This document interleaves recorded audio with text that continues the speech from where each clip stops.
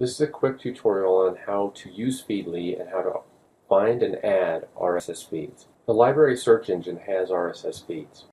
If you search on a term and then scroll to the bottom of that search, you will find the RSS feed for that search. This is the RSS feed just for that search, so any new material that gets added to the library would show up in this feed.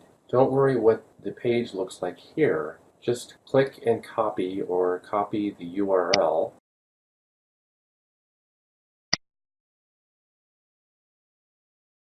Go to your feed reader, in this case Feedly, and select the Home button, and then click on Add Content, and then paste that URL into Feedly's search area.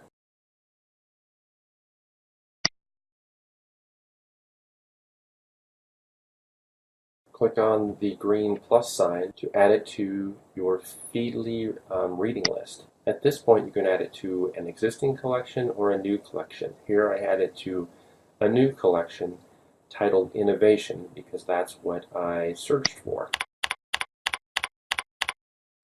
Click on the Add button and your feed is added to your reader.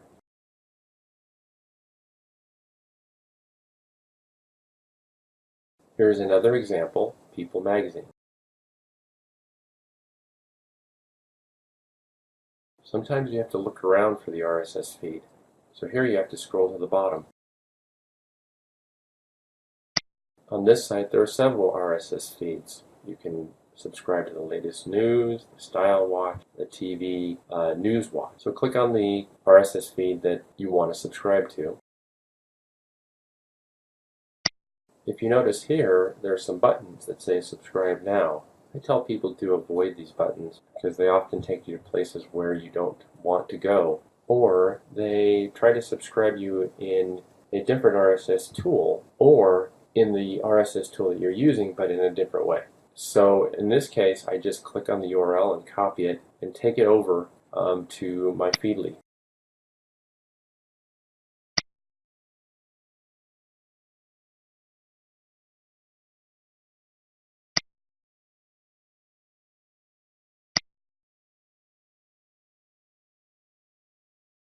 So to recap, you're going to find RSS feeds in many places, and when you find those RSS feed URLs or web links, they're going to look somewhat different. But you can always just go ahead and copy those URLs, paste them into your reader, and see if it recognizes them. If it doesn't recognize them, you'll know it because the feeds won't show up in your reader, and you'll have to keep looking. But they can look quite different. In the top, you see the one that had all the code on the page.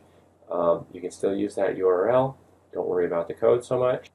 The one down below was from People magazine, and you see it had those subscribe now buttons, and we avoided those, and we just went up and got the URL at the top, put it in, and it actually worked. So subscribe, have fun. Hopefully some of you get addicted to this process and create an interesting learning network.